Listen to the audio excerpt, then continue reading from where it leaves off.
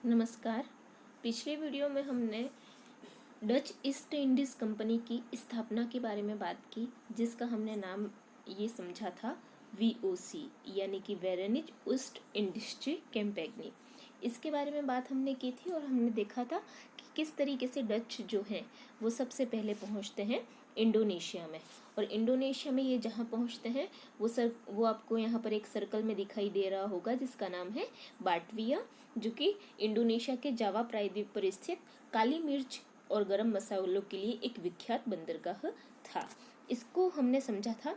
आज के इस वीडियो में हम समझने वाले हैं डचों की भारत में उपस्थिति के बारे में। जो सबसे पहली डच फैक्ट्री आंध्र प्रदेश में स्थापित होती है 1605 ईस्वी में, उसका नाम है मसूलीपट्टनम। सबसे पहली डच फैक्ट्री है ये, जो कि मसूलीपट्टनम में स्थापित होती है आंध्र प्रदेश में। और सेकंड डच फैक्ट्री जो है वो आपकी स्थापित होती है पुलिकट में, जो कि 1610 में स्थापित होती है, और यह तमिलनाडु में स्थित है सेकंड डच फैक्ट्री। ये कुछ फैक्ट हैं जो हमें याद रखने हैं एग्जाम के पॉइंट ऑफ व्यू से।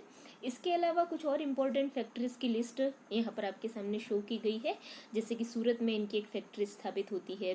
फिर उनके बाद इनकी एक फैक्ट्री है वो बिमलीपट्टनम में स्थापित होती है, जो कि आंध्र प्रदेश में स्थित है।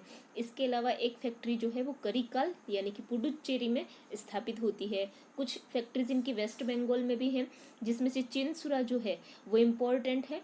और इस चिनसुरा को वहाँ पर जो फोर्ट बनाया गया था डचों के द्वारा, उसे फोर्ट गुस्तावुस के नाम से जाना जाता था। उसके अलावा वेस्ट बंगाल में आपके कासिम बाजार है, बारानगर है, ये उनकी महत्वपूर्ण फैक्ट्रीज हैं।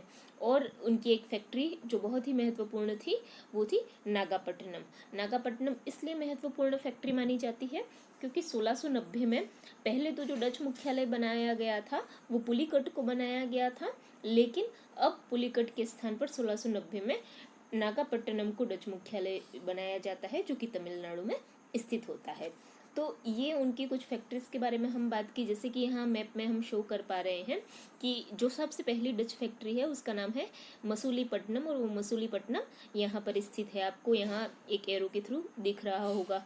सेकंड जो डच फैक्ट्री है, सेकंड और जो शो हो रहा है वो पुलिकट में स्थित है, जिसकी स्थापना 1610 ईस्वी में होती है और जो तमिलनाडु में स्थित है।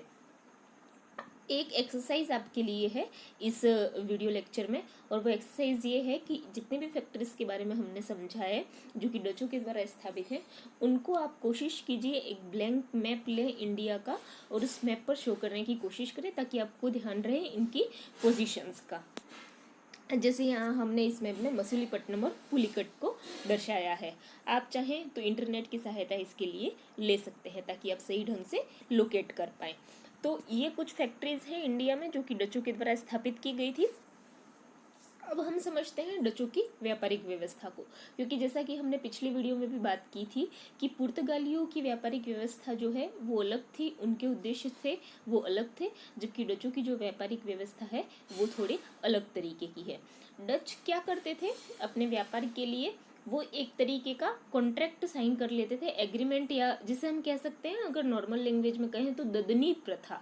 ददनी प्रथा का आशय ये होता है कि डच व्यापारी जो हैं वो कोई भी माल खरीदने से पहले ही जो कारीगर हैं उनको एडवांस पेमेंट दे देते थे, और वो एडवांस पेमेंट कारीगरों को देने के लिए बीच में कुछ बिचौलिए या दलाल होते थे। वो दलाल उन बुनकरों से या उन कारीगरों को एक तरीके से ददनी या एडवांस पेमेंट देने का कार्य करते थे। तो इस वजह से एडवांस पेमेंट देने की वजह से ये जो कारीगर होते थे वो बंध जाते थे कि उन्हें इतना प्रोडक्शन जिस भी चीज़ का है, चाहे वो रेशम का है या और किसी चीज़ का है, तो वो उस कंपनी को सप्लाई करना ही है। तो इससे एक तरीके के लिए डचों के लिए माल की सप्लाई जो है वो सुनिश्चित हो जाती थी। क्योंकि डच व्यापार जो है हम जब देखते हैं 18वीं शताब्दी के शुरुआत में, तो डच सर्वाधिक महत्वपूर्ण यूरोपीय कंपनी है, और सर्वाधिक महत्वपूर्ण यूरोपीय कंपनी होने के कारण इनका जो व्यापार है वो भी बहुत ज़्यादा बढ़ रहा होता है।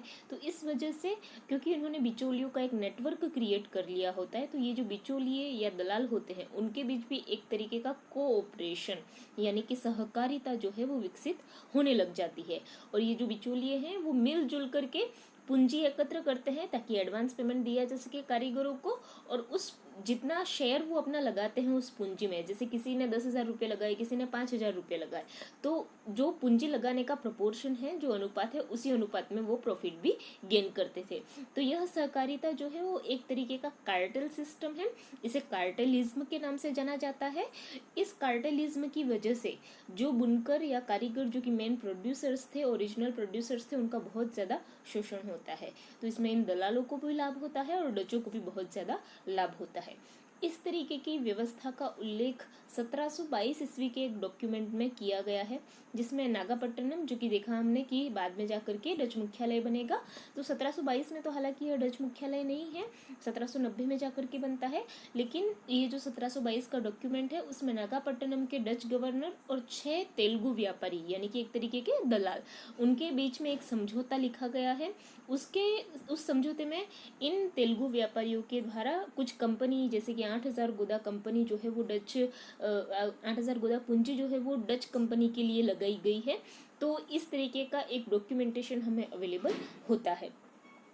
इस सहकारिता के सिस्टम का या कार्टेलिज्म का जो सबसे बड़ा फायदा होता है वो ये होता है कि ये जो दलाल होते हैं उनके बीच का कंपटीशन जो है वो खत्म हो जाता है, और उनके बीच का, क्योंकि वो अब सहकारिता के साथ कार्य कर रहे हैं और उनका कंपटीशन खत्म होने के कारण जो माल है उसका मूल्य बढ़ने की संभावनाएं जो है वो खत्म हो जाती हैं।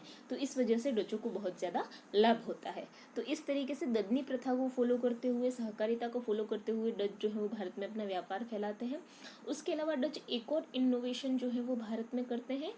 1650 के दशक में पहली बार ऐसा होता है कि कोई व्यापारिक कंपनी जो कि यूरोप से आ रही है, वो कि कासिम बाजार, जो कि हमने देखा कि बंगाल में डचों के द्वारा स्थापित की गई फैक्ट्री थी, वहाँ पे वो अपना खुद का एक कारखाना एस्टेब्लिश करते हैं, एक उद्योग एस्टेब्लिश करते हैं रेशम बनाने का, और उसमें 3,000 कारीगरों को वेतन पर रखा भी जाता है। इससे पहले भी अगर हम मुगल टाइम में देखते हैं जैसे, तो मुगलों के भी शाही कारखाने जो थे वो मौजूद थे, लेकिन ये शाही कारखाने जो थे वो कंजम्पशन के लिए यानी कि मुगल राजघराने के उपभोग के लिए ही उत्पादन करते थे। व्यापार के लिए अभी तक उत्पादन करने के लिए किसी तरीके का उद्योग किसी शासक वर्ग के द्वारा स्थापित अभी तक नहीं किया गया था। लेकिन डच जो है वो अपना रेशम की चक्री का उद्योग स्थापित करते हैं कासिम बाजार में, और 3,000 कारीगरों को वेतन पर भी रखते हैं। डचों के मामले के जो विशेषज्ञ माने जाते हैं इतिहासकार ओम प्रकाश, उनका मानना है कि डचों का ये जो प्रयास है उसे पूंजीवादी उत्पादन पद्धति के विकास के दृष्टिकोण से महत्वपूर्ण माना जाना चाहिए। लेकिन हमें इस तरीके का ये एक ही एग्जाम्पल मिलता है, और इस तरीके के एग्जाम्पल्स जो हैं वो वाइडर लेवल पर, व्यापक पैमाने पर नहीं अपनाए गए थे, इसलिए हमें इसे पूंजीवादी उत्पादन पद्धति के विकास के संबंध में नहीं देख सकते हैं। बाद में आगे चल करके हम देखते हैं तो सभी यूरोपीय कंपनियां जो हैं वो ददनी प्रथा को फॉलो करती हैं। 18वीं शताब्दी के अंत तक जब हम पहुंचते हैं तो और भी, जैसे अंग्रेज आते हैं, फ्रेंच आते हैं, तो सभी एडवांस पेमेंट दे करके या उसका कुछ हिस्सा दे करके समझौता कर लेते हैं पहले ही कारीगरों के साथ, ताकि कच्चे माल या जो भी माल वो प्रोड्यूस कर रहे हैं उसकी प्राप्ति जो है वो सुनिश्चित की जा सके। अंग्रेजों के रेफरेंस में तो हम देखते हैं कि किस तरीके से वो प्लासी का युद्ध लड़ते हैं, और उसके बाद बक्सर का युद्ध, और उसके बाद तो खैर उनका दीवानी अधिकार ही स्थापित हो जाता है बंगाल, बिहार और उड़ीसा पर। तो वो एक तरीके से राजनीतिक शक्ति प्राप्त कर लेते हैं, और राजनीतिक शक्ति प्राप्त करने के बाद वो सीधे ही बुनकरों और कारीगरों को एकदम डरा धमका करके अपने अधीन कर लेते हैं। तो वो जो प्रॉफिट उठा पाते हैं राजनीतिक पावर की वजह से, वो डच नहीं उठा पाते हैं। तो इस वजह से आगे चल करके हम देखेंगे कि डच भले पुर्तगालियों से अलग तरीके की कुछ व्यवस्थाएं लेकर के आते हैं, लेकिन वो अंग्रेजों का मुकाबला नहीं कर पाते हैं। वो अंग्रेजों से लड़ने की भी कोशिश करते हैं। 1759 में बंगाल में सैनिक कार्रवाई की जाती है डचों के द्वारा अंग्रेजों के खिलाफ, लेकिन हम आगे चल करके देखेंगे कि 1759 में जो बेदरा का युद्ध होता है, बेदरा बंगाल में एक जगह है, बेदरा का युद्ध होता है, उसमें डच जो है वो अंग्रेजों से परास्त हो जाते हैं, और वो एक तरीके से डचों के लिए भारत में उनकी उपस्थिति खत्म करने जैसा होता है। इसके बाद डच जो है वो मेनली दक्षिणी पूर्वी एशियाई जो द्वीप है, इंडोनेशिया, मलेशिया, ये जो द्वीप है